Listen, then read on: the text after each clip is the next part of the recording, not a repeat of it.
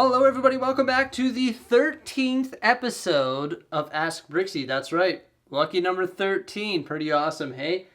This is where we answer your questions from the comments section. So if you want your question to potentially be answered in the next episode, make sure you submit it down below in this video here. So Robert here has a very important question for us. He says, what will you do if the twins decide to be born on LEGO release day? Hopefully you'll be there for their birthday and then wait to buy the item until things settle down.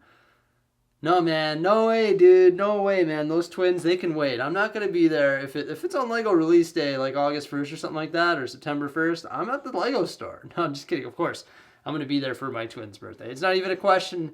Like, even if I miss out on the set, oh well, it is what it is. Of course, that's going to be the number one most important thing to me. That shouldn't even be a question. Of course, I'm going to be there for the birth of my children and also for my children's birthdays.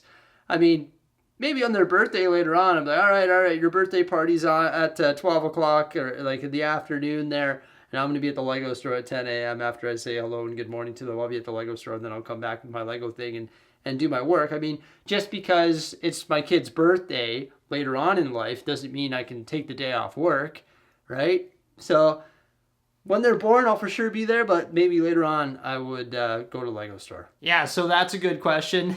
But of course I'm going to be there for my kids when they're born. Holy cow. Thanks for the question, Robert. Ask Bricksie, do you recommend using the IKEA shelves? This is from Brick Lover. All right, I've decided to answer this question here because I get asked about what type of shelves we use all the time.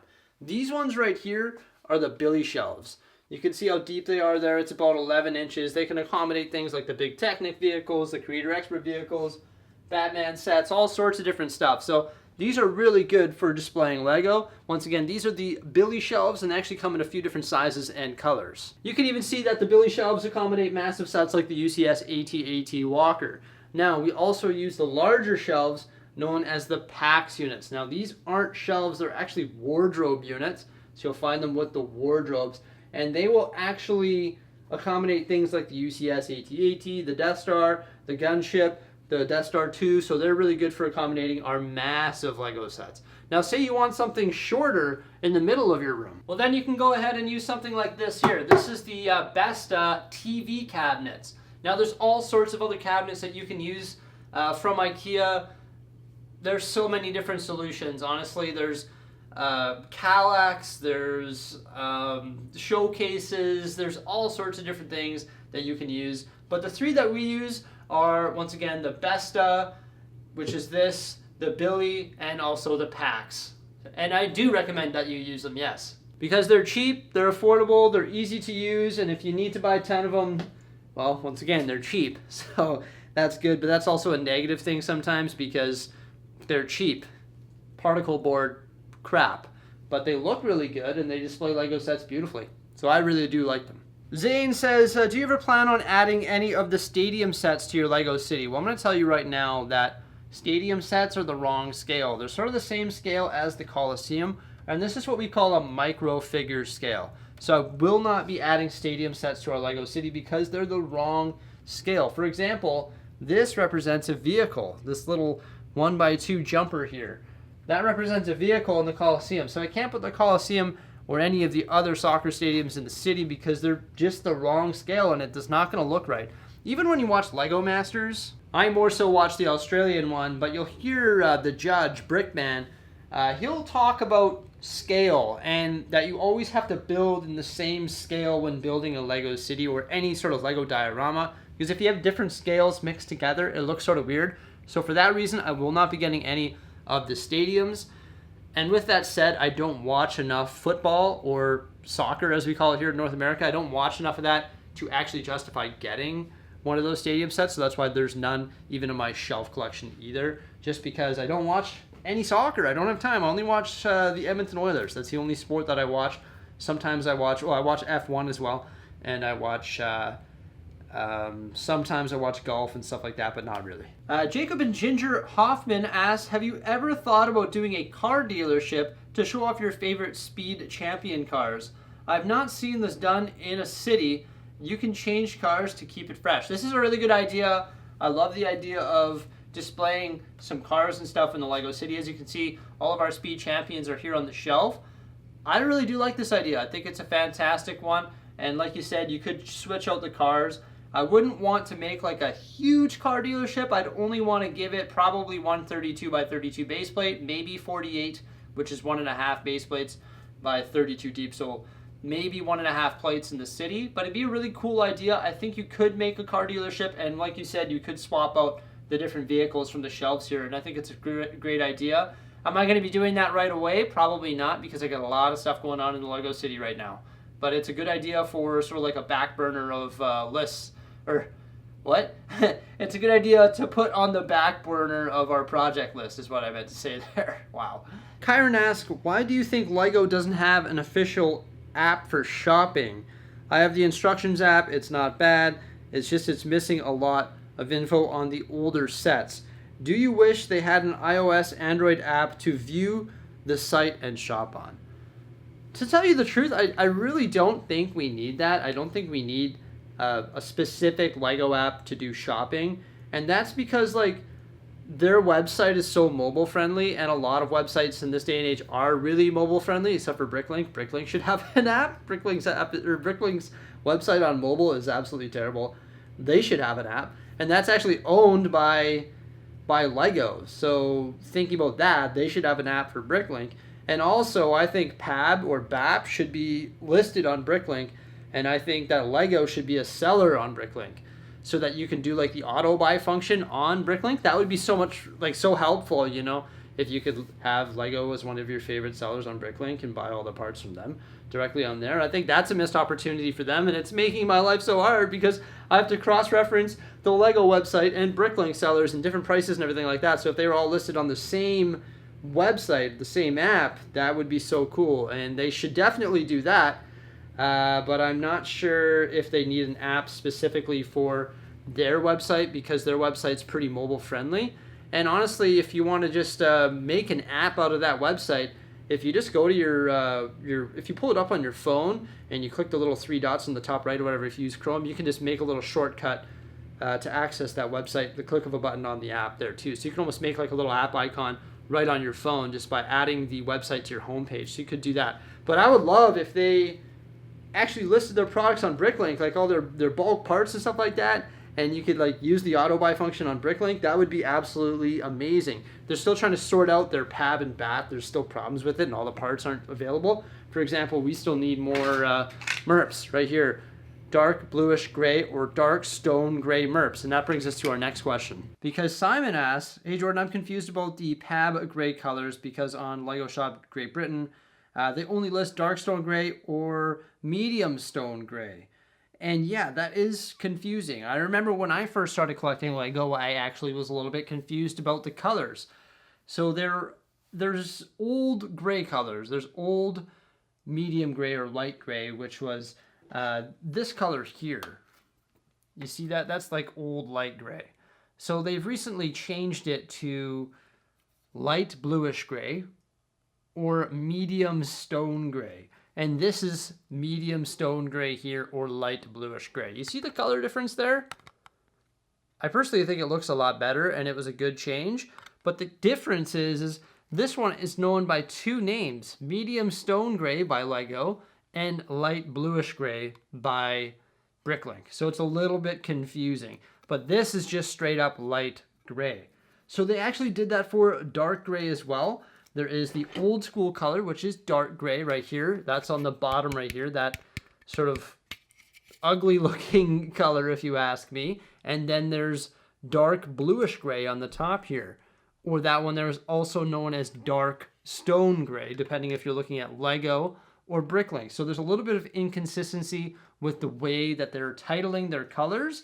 And as you can see, I have both. I have dark gray and dark bluish gray, otherwise known as dark stone gray. So yeah, light bluish gray and medium stone gray are the same thing. They're the new updated gray color, and dark bluish gray and dark stone gray are the new updated dark gray colors. Very confusing stuff. As you can see, I got confused when I first started collecting Lego because I have this dark gray MERP. I actually ordered 50 of them, And then I got them and I was like, wait a minute, this is another color. Why do I have these? But they actually look pretty good when I integrate them into the Lego City. So I hope that answers your questions there in regards to the different gray colors. Dennis asked a question in regards to video editing. Essentially, how did I get into the hobby of video editing? Also, what type of retail were you doing before you became a full-time YouTuber? I was retailing collectibles. I bought and sold collectibles both on a personal basis and also on a professional basis. So I've always been into the collectibles, toys, Pokemon games, Pokemon cards, Magic cards, autograph memorabilia, stuff like that. So I was into the buying and selling of collectibles, both for a corporation and also for myself as well on sort of like eBay and stuff like that. But how did I get into video editing? To tell you the truth, I sort of regret not getting into Lego YouTubing or just YouTubing in general earlier, because I was the type of kid that actually had a camcorder. I think I started that in grade 7. I had a camcorder and I'd film me and my buddies doing goofy stuff. Human target with like fruit and stuff like that. I don't know why that rings a bell, but like boogie boards on slip and slides and just silly stuff, snowboarding. And I actually edited all that stuff on Windows Movie Maker. And I made professional DVDs. I like burned them to DVDs and stuff like that when that was a thing. And I made like menus and all that different stuff. I think I still have one of those, but I regret not having the knowledge and the smarts of uploading that to YouTube and not knowing how to upload that onto YouTube. So video and video editing has always been a passion of mine. I just didn't have the knowledge or the smarts to upload it onto YouTube. And I wish I would have started that when I was younger. So just a big shout out to anyone who's a younger person out there and they're passionate about something, whether it be video making or whatever it is, or art. Just follow through with your passion, because when I was into that when I was a kid, I wasn't aware that I could actually make that my profession and upload it onto YouTube and monetize it, and if I would have started way back then, I would have been way further ahead in my career than in the video aspect of things than I am today. I wish I would have known how to do that. But that's with anything too. If you're passionate about something and you want to make your career out of it, find out how to do it. Talk to people that can teach you how to do it right away. That's the most important thing from a young age, because it took me, I didn't start uploading onto YouTube until 2017, right? So 2017 is when I started uploading videos onto YouTube, but I started making videos way long before that. But video editing has always been a passion of mine, and I did a lot of comm tech stuff in high school too, which was like videos and photos and stuff like that as well. Oh, Brittany asked one question about the selling. I should have answered that back there. Where's your best place to buy and sell Lego? I think the best place to sell Lego is on bricklink.com. I wouldn't go on eBay because eBay hammers you with fees, or I would do it on my local classifieds, because then you don't have to ship it. And you can get paid cash or e-transfer or whatever, and you're done with the sale. Whereas when you sell on Bricklink, you've got to pick all the pieces. You got to make sure all the pieces are there. You got to ship it overseas. You got to do shipping quotes. So it's a lot more work selling it on Bricklink, because you've got to set up the PayPal and get paid through PayPal. Then you have the worry of shipping it there. Is it going to get there, etc. So, and you also have to pay a lot more fees. So I would say local classifieds, whether it be Facebook Marketplace, whatever local classifieds you have in your area, and or Bricklink as well. Bricklink is the best place to sell Lego. The final question is from Disney Dork. Love your username, man. I love Disney as well. I'm a Disney dork myself. What are your future plans for the entire Lego City? He says, P.S. Your Lego City is awesome. Well, thank you, Disney Dork. I appreciate it, man. So what are we going to talk about here today? Well, let's talk about the Lego City. Future plans for the Lego City. Oh boy, we got lots, right? First thing I want to talk about is my favorite modular building. I plan on building more modular buildings, but this is a question that gets asked a lot. My favorite modular building is right there. That's the detective's office. Why is that my favorite modular building? That's because that's the modular building that started it all for me. So I really like that one. It's got a pool hall, it's got a barber shop, it's got all sorts of cool stuff inside of it. And it also really did just start my passion for Lego City buildings. So that's that question answered there. Now you'll see the platform coverings underneath there and the mountain there. We've got to get that mountain detailed. We've got to get those platforms all dealt with. We've got to get the Ninjago area going there with some nice water. Maybe have a creek running from the Ninjago through the campground here. We've got to put a farm in this campground area as well. And that creek could maybe run into the water over here in the boatyard. We've got to get this boatyard spiffied up. We were working on that the other day. We've got to get the residential area all mills plated out. The beach is looking pretty good, so that's good there. We also have to get this amusement park all figured out, finish up the raised platform there. And then we've got to put some more facades behind those modular buildings there. And then we've got to work on the zoo. We're working on a new layout for that as well. So we've got lots of work to do here in the Lego City. Just endless amounts of work. I recommend that you check out my Lego City updates as we talk about this stuff all the time. And we're slowly but surely making more progress in the Lego City. Yeah, so the city is like always a big project for us. The only places that I'm really happy with are truly like Pop Culture Street I'm happy with right now. The beach I'm happy with right now, but the boat docks, the campground, the Ninjago, the mountain, the modular buildings, the residential area, the zoo, the amusement park, all the stuff underneath, all has to be dealt with and done. That's really about it for today. If you have any more questions, make sure you throw them down in the comment section below, and maybe you'll be featured on episode number 14. Thank you so much for popping on by. Remember to like, subscribe, and stay tuned. Farewell.